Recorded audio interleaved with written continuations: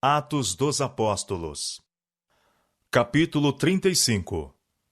A salvação para os judeus. Após muitos inevitáveis atrasos, Paulo chegou afinal a Corinto, cenários de tantos trabalhos ansiosos no passado, e por algum tempo objeto de profunda solicitude. Verificou que muitos dos primitivos crentes ainda se referiam a ele com afeição, como aquele que primeiro lhes levara a luz do Evangelho. Como saudasse esses discípulos e visse as evidências de sua fidelidade e zelo, rejubilava-se por sua obra em Corinto não haver sido em vão. Os crentes de Corinto, antes tão propensos a perder de vista seu alto chamado em Cristo, tinham desenvolvido a força do caráter cristão. Suas palavras e atos revelavam o poder transformador da graça de Deus, e eram eles agora uma potente força para o bem nesse centro de paganismo e superstição. Na sociedade de seus amados companheiros e desses fiéis conversos, o espírito cansado e abatido do apóstolo encontrou repouso. Durante sua permanência em Corinto, Paulo achou tempo para projetar novos e mais vastos campos de trabalho.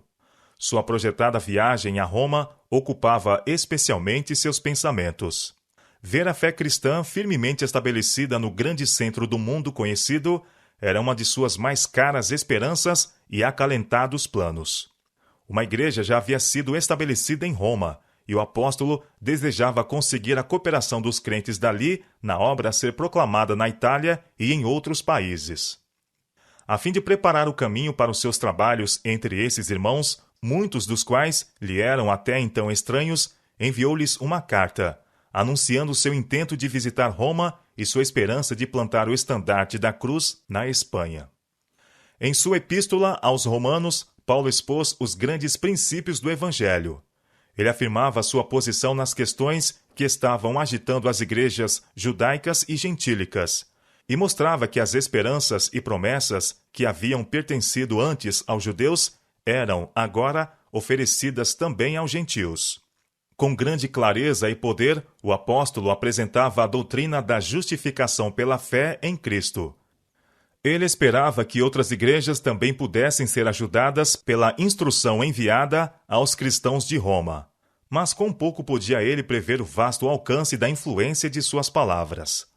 Através dos séculos, a grande verdade da justificação pela fé tem permanecido como poderoso farol a guiar os pecadores arrependidos ao caminho da vida. Foi essa luz que dissipou as trevas que envolviam a mente de Lutero e revelou-lhe o poder do sangue de Cristo para purificar do pecado. A mesma luz tem guiado a verdadeira fonte de perdão e paz milhares de seres sobrecarregados do pecado. Cada cristão tem motivos para agradecer a Deus pela epístola aos Romanos. Os judeus foram o povo escolhido de Deus, por cujo intermédio ele se propusera abençoar toda a humanidade. Dentre eles, Deus havia levantado muitos profetas. Estes haviam predito o advento de um Redentor que devia ser rejeitado e morto pelos que deveriam ter sido os primeiros a reconhecê-lo como o prometido. O profeta Isaías, devassando séculos e testemunhando a rejeição de profeta após profeta e finalmente do Filho de Deus, foi inspirado a escrever com respeito à aceitação do Redentor por parte daqueles que nunca haviam sido antes contados entre os filhos de Israel. Referindo-se a essa profecia, Paulo declara: Isaías ousadamente diz: Fui achado pelos que não me buscavam, fui manifestado aos que por mim não perguntavam. Mas contra Israel diz: Todo o dia estendi as minhas mãos a um povo rebelde e contradizente. Romanos capítulo 9, versos 1 a 5. Muito embora houvesse Israel rejeitado seu filho, Deus não os rejeitou. Note como Paulo continua a argumentar. Digo, pois, porventura rejeitou Deus o seu povo? De modo nenhum, porque também eu sou israelita da descendência de Abraão, da tribo de Benjamim. Deus não rejeitou seu povo, que antes conheceu. Ou não sabeis o que a Escritura diz de Elias, como fala Deus contra Israel, dizendo: Senhor, mataram os teus profetas e derribaram os teus altares, e só eu fiquei, e buscam a minha alma. Mas que lhe diz a resposta divina? Reservei para mim 7.000 varões, que não dobraram os joelhos diante de Baal. Assim, pois, também, agora neste tempo, ficou um resto, segundo a eleição da graça. Romanos capítulo 11, versos 1 a 5. Israel tinha tropeçado e caído, mas isso não tornava impossível para eles se levantarem outra vez.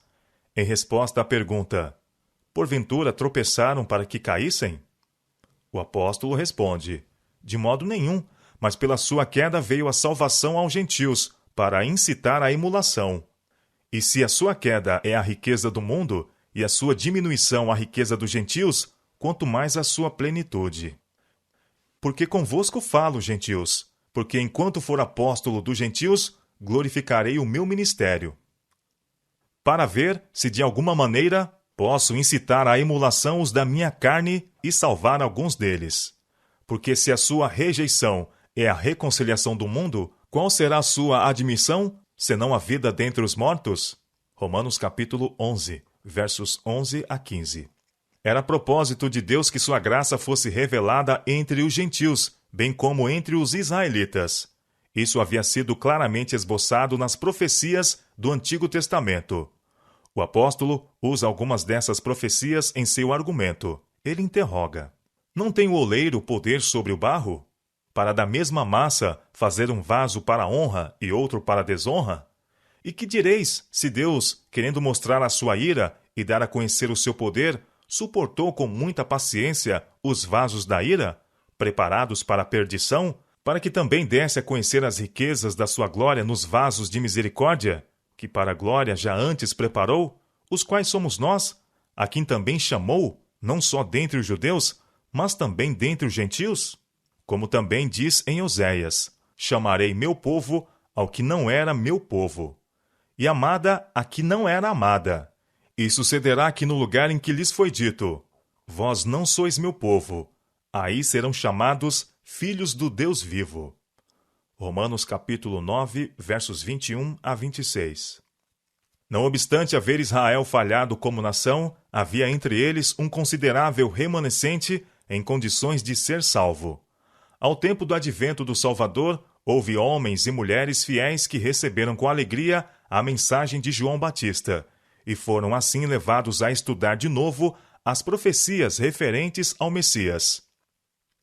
Quando a igreja cristã primitiva foi fundada, foi ela composta desses fiéis judeus que reconheceram Jesus de Nazaré como aquele cujo advento haviam almejado.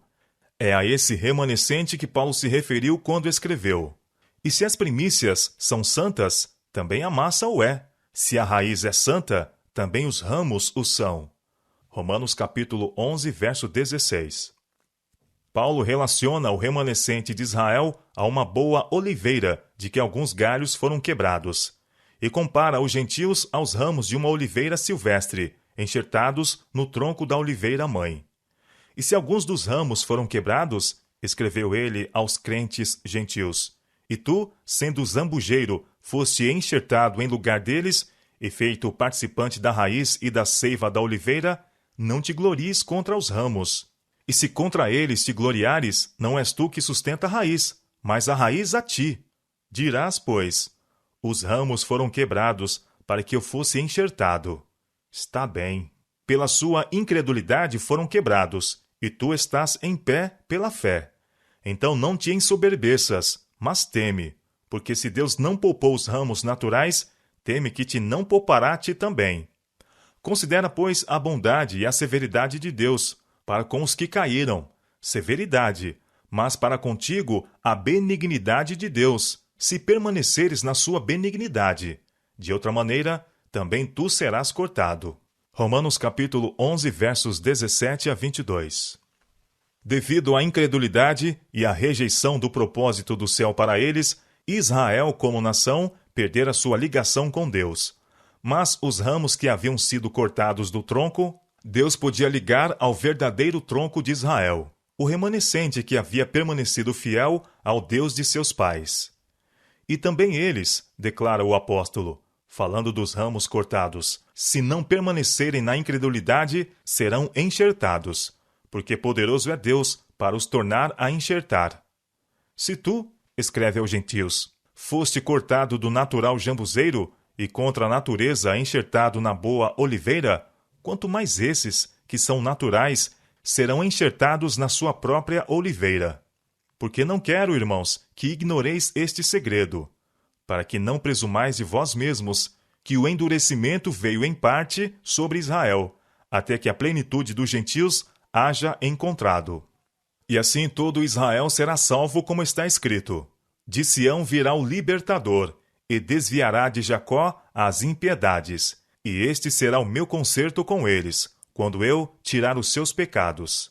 Assim que, quanto ao evangelho, são inimigos por causa de vós, mas quanto à eleição, amados por causa dos pais, porque os dons e a vocação de Deus são sem arrependimento. Porque assim como vós também antigamente fostes desobedientes a Deus, mas agora alcançastes misericórdia pela desobediência deles, assim também estes, agora, foram desobedientes para também alcançarem misericórdia pela misericórdia a vós demonstrada. Porque Deus encerrou a todos debaixo da desobediência, para com todos usar de misericórdia. Ó, profundidade das riquezas, tanto da sabedoria como da ciência de Deus! Quão insondáveis são os seus juízos, e quão inescrutáveis os seus caminhos! Porque quem compreendeu o intento do Senhor? Ou quem foi seu conselheiro? Ou quem lhe deu primeiro a ele, para que lhe seja recompensado? Porque dele, e por ele, e para ele são todas as coisas.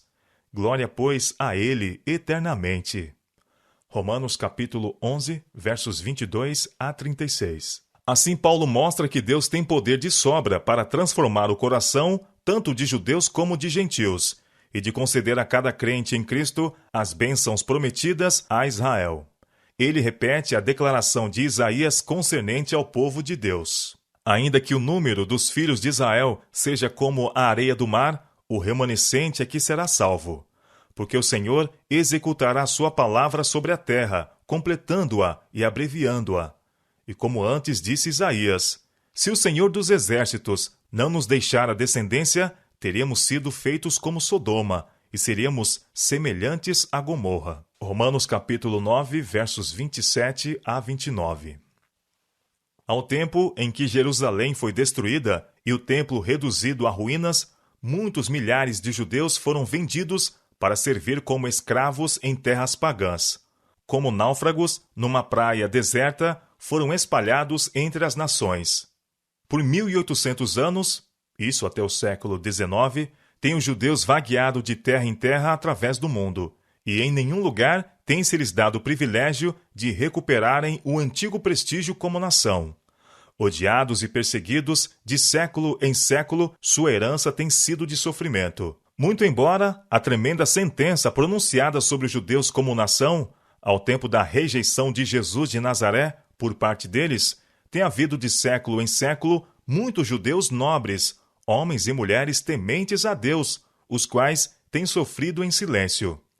Deus tem confortado seus corações em aflição e tem contemplado com piedade sua terrível situação. Tem ouvido as agonizantes orações dos que de todo o coração o têm buscado para uma justa compreensão de sua palavra. Alguns têm aprendido a ver no humilde Nazareno, a quem seus antepassados rejeitaram e crucificaram, o verdadeiro Messias de Israel.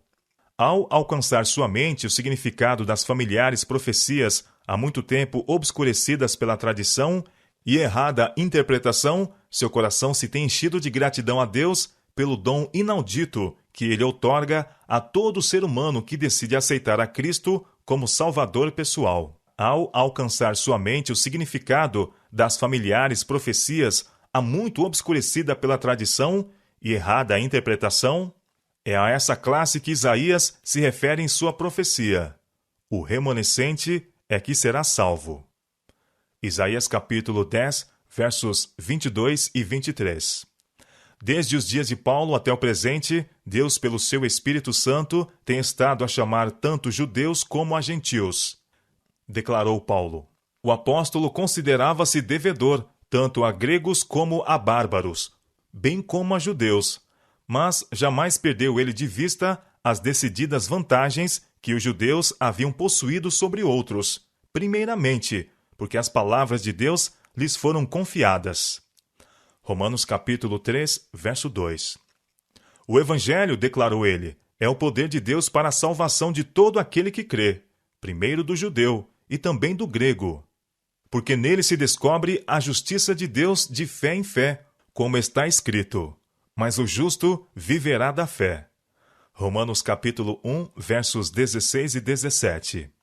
É desse Evangelho de Cristo, igualmente eficaz a judeus e gentios, que Paulo, em sua epístola aos Romanos, declara não se envergonhar. Quando esse Evangelho for apresentado em sua plenitude aos judeus, muitos aceitarão a Cristo como Messias. Entre os ministros cristãos, há poucos que se sentem chamados a trabalhar pelo povo judeu.